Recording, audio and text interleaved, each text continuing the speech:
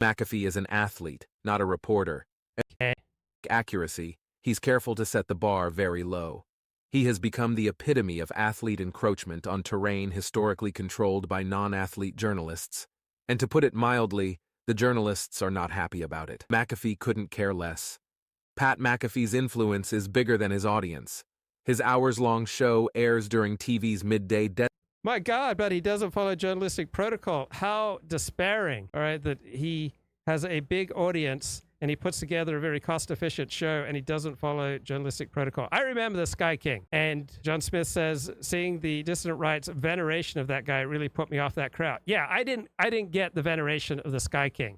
So this guy stole a plane in Seattle and took it up into the air, and he told air traffic control, look, I'm just a white guy, right? I don't have any future in this country.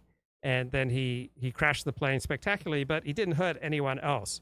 So that is to his favor that he didn't hurt anyone else. But yeah, people who venerated the Sky King were marginalized losers, aligned with marginalized causes. Red Zone. When most sports fans are at work or school, it averages just 332,000 live viewers on its linear broadcast, according to the most recent figures from ESPN. Yeah, that extreme victim mentality is repulsive. I completely agree with you. Now, what are the highbrow following journalistic protocol shows that Pat McAfee is replacing? Like Sports Center?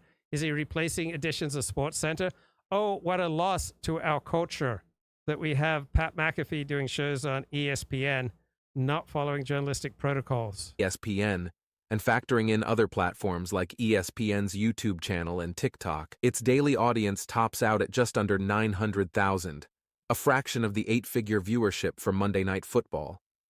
But the numbers belie how much attention he gets for the more provocative things that are said on the show, including the dingbat views of the Jets quarterback and anti-vaxxer Aaron Rodgers. Airtime equals power, and no one... Does airtime equal power? All right, there is a philosophy behind that statement, and the philosophy is that we evolved to be gullible, and it's a subscription to the zombie bite theory of information, that if you give people certain tantalizing bits of information, they will be turned into zombies. And so if you expose people to, distant right political views, well, they'll just turn into Nazis. That people are just incredibly gullible, and you dole out misinformation or disinformation or racism or vaccine skepticism, and then people completely against their own best interests, they'll just fall for it, and they'll be bit by this dangerous disinformation, and they'll just turn into zombies. Right? This is a journalistic article following journalistic protocol in a prestigious magazine, The Atlantic, but the philosophical foundations for it are incredibly weak. Weak epistemics. ESPN spends more time on air than Pat McAfee. From the moment he arrived, he's arguably been the network's most influential mouthpiece, and indisputably, its most polarizing. If you're a newcomer to the Pat McAfee show, it can be tough to follow. The show is filled with locker room joshing delivered in the outer Pittsburgh Yinzer accent of McAfee's youth. It's one of America's more unsung regional accents, super fun to imitate. But McAfee and his supporting panel of regulars, even the ones who aren't from Pittsburgh, lay it on so thick, you might need to consult an English to Yinzer dictionary. Teams win championships. Joe Flacco, the name of the aging Super Bowl winning quarterback, is pronounced Gio Flacco. Even the ticker at the bottom of the screen has a Yinzer accent. Program is spelled P-R-O-G-R-U-M. Everyone observes a firm dress code. Down. Way down. McAfee, who has bouffant hair that crests like a giant wave at Nazaré, prefers black tees and white tanks.